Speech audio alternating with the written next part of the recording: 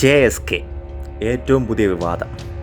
ഒരു കേന്ദ്രമന്ത്രിയായ ആക്ടറിന് പോലും രക്ഷയില്ല ഇന്ത്യയിൽ. എന്ത് ഗതികേടാണല്ലേ. സംഗതി മറ്റൊന്നുമല്ല, Janaki versus state of Kerala. ഇതിൽ ജാനകിയാണ് പ്രശ്നം. ജാനകി എന്ന് പറയുന്നത് ദൈവത്തിൻ്റെ പേരാണല്ലോ, അതായത് സീതാദേവിയുടെ പേരാണല്ലോ.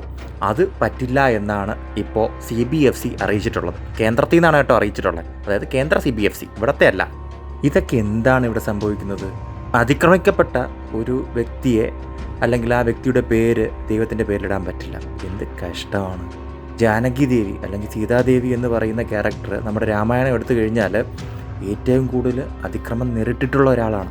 സത്യം പറഞ്ഞാൽ ആ ഒരു ക്യാരക്ടർ വിമൺ എംപവർമെൻറ്റിൻ്റെ ആദ്യകാല രൂപം എന്ന് വേണം പറയാനായിട്ട്. അപ്പോൾ ഇത്രത്തോളം ഇമ്പോർട്ടൻസ് ഉള്ള ആ പേര് ഒരു ക്യാരക്ടറിന് ഇടുന്നത് എന്നെ വലിയൊരു പ്രശ്നമാക്കുന്നതാണ് ഇവിടുത്തെ CBFC. അപ്പോൾ ഇനി ആർക്കും തന്നെ ദൈവത്തിൻ്റെ പേരെങ്കിലും ഇടാൻ പറ്റത്തില്ലേ? അതിൽ ഏത് ജാതിയിലായിക്കോട്ടെ, ഏതൊരു മതത്തിലായിക്കോട്ടെ. അപ്പോൾ അതിൽ നിന്നൊക്കെ കുറച്ച് പേരെങ്കിലും മൈന്യൂട്ടുള്ള ആൾക്കാരൊക്കെ കൊള്ളക്കാരും കള്ളന്മാരും കൊലപാതകളൊക്കെ ആവാറുണ്ട്. അതാണല്ലോ നമ്മുടെ നാട്. ലോകമെമ്പാട് അങ്ങനെ തന്നെയാണ്. അപ്പോൾ അതൊന്നും ഇനി ഇടാൻ പാടില്ലേ?